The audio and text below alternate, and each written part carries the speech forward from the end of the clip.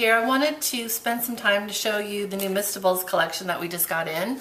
I'm going to start by showing you the different papers, and I'm going to do my best to kind of angle this so that you can see the built-in resist on each of these papers. And it definitely has a pink tone to it. And this is a chicken wire resist. You can see that. And this is a damask resist. This is another geometric. It almost has like a Moroccan feel to it. Really pretty. And this is another kind of bold resist. And the last one is this really cool newspaper print. I like this one a lot too. Alright, so here is the stencil. Alright, here is the alpha.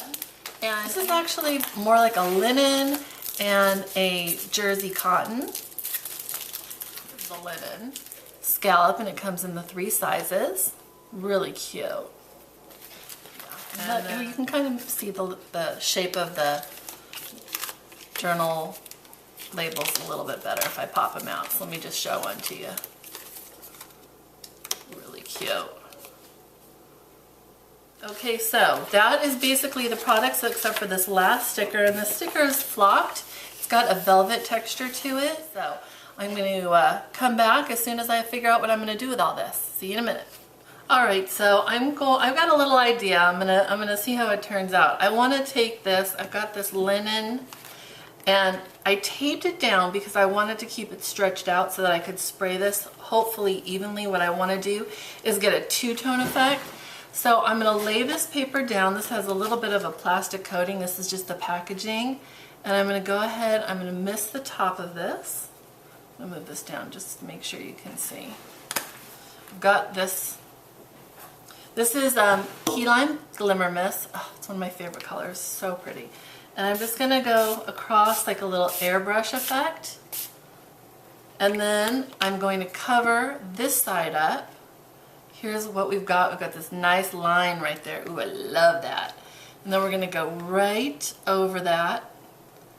And I don't mind if the two colors blend together, but I just want them applied separately. So then the next color we're going to do is Jazz Blue. Oh, so gorgeous. Love these colors. You cannot be in a bad mood with these colors. These colors are totally happy colors. Well, this is a new one. Got to start this one. Okay. And you want to spray all the way down and go all the way across. Alright, that is looking very, very cool. So, yeah, love that. I'm going to dry this with my dryer and I'm going to come back. Alright, so here's my little piece of linen. I think it turned out so cute. After it was dry, the first shot of the blue was really light, so I went in and I did the exact same thing. I covered it up. And then I added a layer of Dragonfly. Such a pretty color. And then I took the leftover that was on the bottom of the mat and I just kind of went back and forth just to kind of give me a little bit of a darkened edge. I really like it. So I'm going to make a little flower with it. First thing I'm going to do is put some adhesive on the edge. And I could use something else like zip or a glue dot. It would probably be wet for a little while, and so I just want to, for the sake of the camera, get this done as quickly as possible. So I've got these two sides glued together. Then I'm going to turn it over. I kind of bunch up the center a little bit. This is the same as all the little, what are those called? Those little banner kind of flowers that people do. I can't remember what they're called. But anyway, so I'm going to bunch this up. Then I'm just going to stick this down on top of it. This is just cut from the packaging. Then I can always play with it a little bit and make sure this is stuck down the way I want it to be. I like how this linen frays, so I'd probably go around and fray some of these edges off. Alright, well, we will continue when we get to the next part. I'm going to sit here. Right, so I've got a piece of my resist paper now, and I'm going to go ahead and spray this with some bubblegum pink. So let's give this a whirl and see how it looks. And the main thing is when you spray Glimmer Mist, make sure you spray all the way down, otherwise the sprayer gets clogged. So I'm going to go ahead and dry this. But this is a great resist pattern, and the text on here is resisting too, so I'm not going to bore you with watching this. Glimmer Mist Dry will come back. So here is the piece of the resist. It turned out really beautiful. I love how deep the color is, and I really like the amount of resist on here, and I want to go ahead and just distress the sides of this a little bit. So I've just got a pedicure tool. It's just a metal file, and this one's called Foot Smart. And what I do is I just take the edge of the paper and I just kind of shave it along. It just, especially with thick paper that's a little bit harder to stress, this just works really well. And I just take this along the edge. This is very similar to the Prima tool that's coming out, which is a lot nicer than this. It's got a lot of different advantages, but this is what I've got for now. So, and then I like to kind of roll the edge up, but I like how this takes off enough layers that you really see the white, and then I just kind of curl it up a little bit and tear it and distress it. So take a quick look at that, and then I will be back with the next step. Alright, so we have another piece of our resist paper, and I'm going to spray this one in Jazz Blue. See how this one turns out. I like that this has this little pink hue to it. Again, we're pressing all the way down. This has a lot of resist, so we're going to have to blot this with a paper towel. I'm going to let this sink in for a minute. Okay, so I've been working on this a while. I want to update you on some of the things that I've done. I went ahead and I cut this out on the Cricut, and obviously this is the first layer of paper. This is the resist layer of paper, and I used vintage pink for this. It's a really nice soft pink, and this was the paper that's got the honeycomb design on it, and I think that turned out really nicely. Just to give you a little tip on the Cricut with this paper, it's very thick, so I went ahead and I used a deep cutting blade. If you don't have a deep cutting blade, I would use at least a medium speed, and you might have to go through and just do a little cutting. So this is where we are on the layout. I went ahead and took the little flowered pieces that we made earlier, and I put a layer of doily and a little, this is just the plastic from the Prima flowers. So I backed it on that, just taped it on there, glued it on there, and I'm going to go ahead and start putting this together. Did the same thing over here, and I'm not going to glue this all down just because time-wise, but I'm going to give you a feel for where we're going with this. And then I put the lace on. I just went around it. It's got just some tape on it, and when I glue it down, I'll secure it a little bit more with some glue along the edges, but that just gets me started.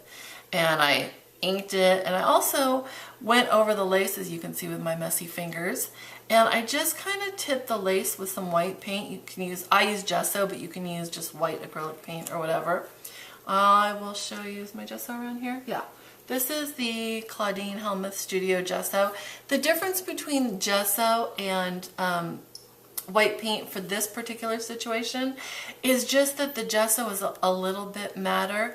I think when you use acrylic paint, sometimes it has a tendency to look a little bit shiny and a little plasticky, and the gesso is really matte. And I just actually apply it with my fingers. Dip it in the lid, and I literally just go around and kind of pinch the edges, and it gives it a little bit more of a crafty kind of whitewash look. I just like it better than the plain lace, which can almost tend to look gray sometimes. Alright, so we're going to layer this piece. I've done the same thing over here. I didn't use a piece of plastic behind it. I used the piece of plastic from this is the plain wrapping that I just cut out from the Prima package, like I said. And we're going to just start layering a little bit. So I'm going to put this down. I want this little bit of orange over here. And sometimes my patterns end up backwards and upside down, and it doesn't bother me. I don't really see it. So I'm not sticking this down yet. I just want to kind of show you what I did. Kind of show you. I know I'm going to actually show you. Alright, this is a cluster that I made. These are cut out pieces from the Trendsetter paper. So I went through and I cut out some leaves and also some of the cherry blossoms from another piece of paper from Trendsetter from Webster's Pages, and I put together a little cluster with some flowers, and then I went in with my black Sharpie and I just put in some little dots and squiggles in the flowers and some pearl flower centers, and I made this cluster.